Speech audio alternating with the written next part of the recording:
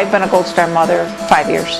And you pay a humongous price to join this organization. Our initiation fee is like nothing anybody else has to pay for anything.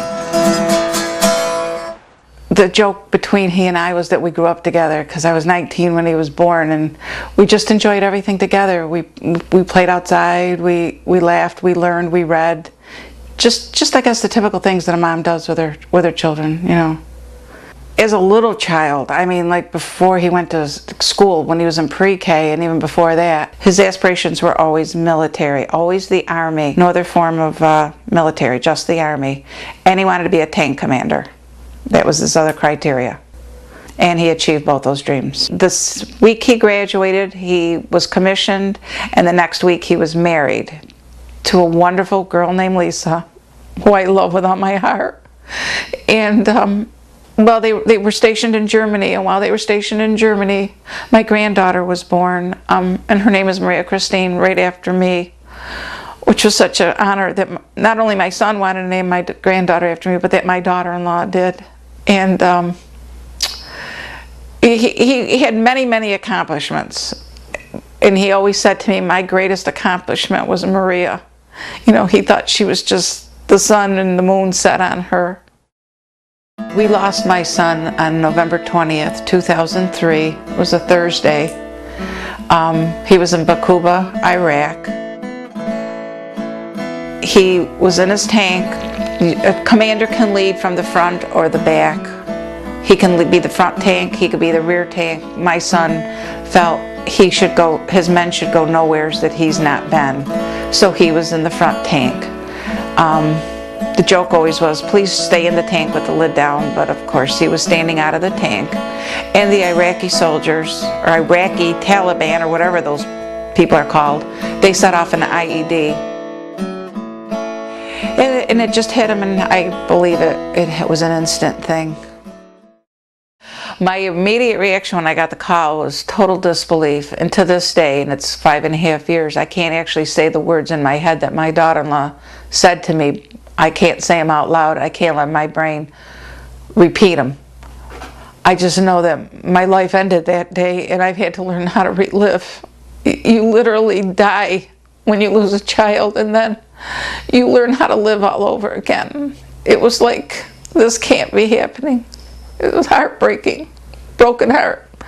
You know, I have 4 children, and your heart is divided into 4 chambers, and you take one of them out, you don't live normal again. And that's how it felt, like somebody cut my heart out. He never leaves my thought.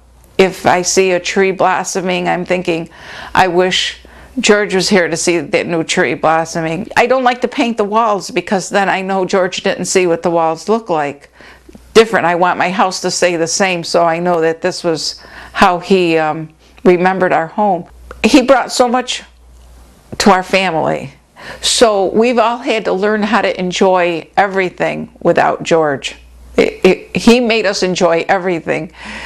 We never even realized how much he made us happy. Like Christmas time was the only time of year he could come home. So our Christmases are forever changed, and then we lost him on November 20th. So all of our holidays, we've had to learn how to relive our holidays. My arms are empty. I need to hug my son, and I can't. So I have tried to find other avenues to fulfill that need. There's a memorial to my son located at the post office. It's called the Captain George A. Wood Post Office. It was named after him 3 years ago through the efforts of the Vietnam vets. When you step outside the post office, right to the left of it as you walk out, there's another memorial to all veterans, fallen and alive, and there are bricks on the ground with their names engraved on them. There's a beautiful monument there for Gold Star mothers.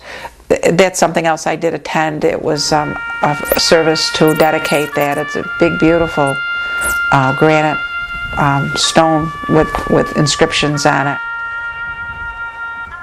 Nothing was worth losing my son. Nothing. Nothing, okay?